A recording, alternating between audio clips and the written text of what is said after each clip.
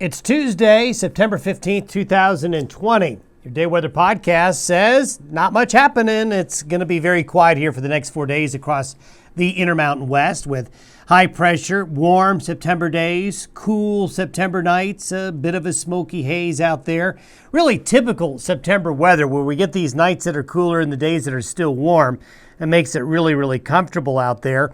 So through Friday, expect conditions to be quiet. Now, we still have smoky haze drifting across the Rockies. It's going to kind of come and go.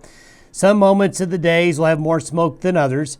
Now, we do have a front that arrives late Friday and the Saturday that will bring about a bit of a change in the weather with cooler conditions and maybe some showers, and also to help out the haze and the smoke.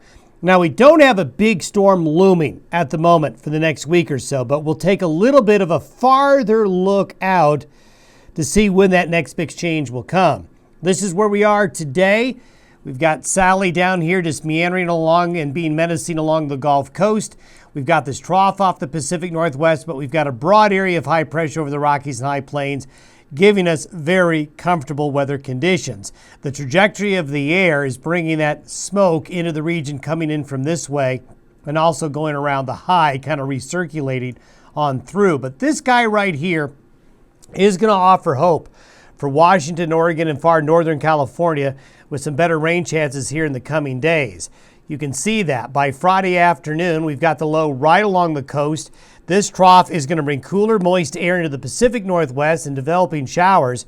By Friday afternoon and evening, we'll see some showers developing here as that system approaches and moves on in.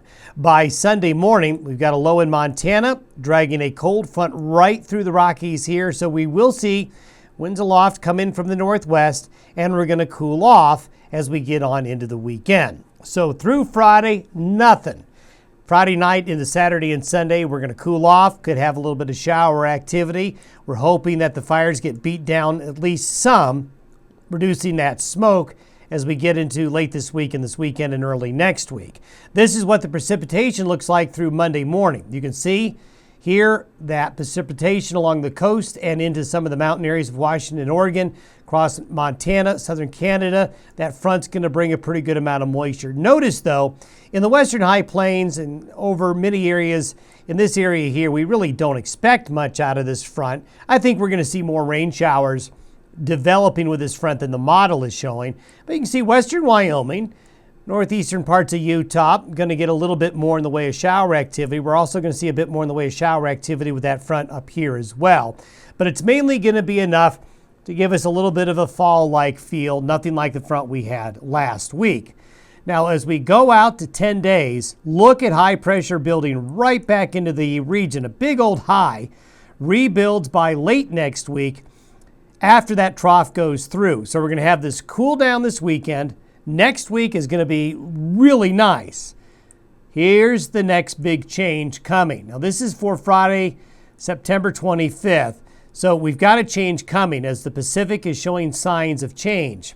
Now, we can see this. This is something called the EPO, the Eastern Pacific Oscillation. We use this to detect changes out in the Pacific. I want to show you something. You remember the big blast of cold and snow and winter weather? Well, here it is. We saw a big high pressure ridge develop in the Gulf of Alaska. That's what sent the cold air south. Since then, that high pressure in the Gulf of Alaska has dissipated, and here we are trending upwards back into warmer conditions. This is the forecast model, but you see this big dip again? It's right around the end of the month. So we're seeing that the next big ridge of high pressure developing in the Gulf of Alaska to bring about a colder, wet weather pattern back to the Rockies and High Plains is probably going to wait till the end of the month. Not that there won't be other fronts coming through, but it's right at the end of the month where we interface late September and into early October is when we're likely going to see that next real bigger shot of colder, wet conditions. And you can see that. Right around the 30th of September, we're starting to see high pressure in the Eastern Pacific, so that opens the door to that colder air. So we'll keep an eye on that for you. That's something that's more than 2 weeks away, but something this time of year you always want to watch carefully when the next shoe is to drop. Now, a little bit about wildfires making the news. Obviously, we're experiencing the smoke. The number of wildfires, though, across North America so far in 2020 is, believe it or not, less than even 2018, 17, 15, the big fire years in 10 and 11 and 12, especially 11 and 12. You know what happened there? We all know what happens there for folks tracking the weather. Very strong La Nina happened in 2011 and 2012. Going back into La Nina here is also causing bigger problems. So we're looking at the trend in the wildfire season, certainly up from last year, but behind other years in terms of acres burned. 2020 is actually far behind other years in the past 10. Wouldn't think so, but that's where we are right now. And let's hope this doesn't grow anymore. Thanks for watching the Day Weather Podcast. We'll talk to you on Wednesday. Have a good Tuesday.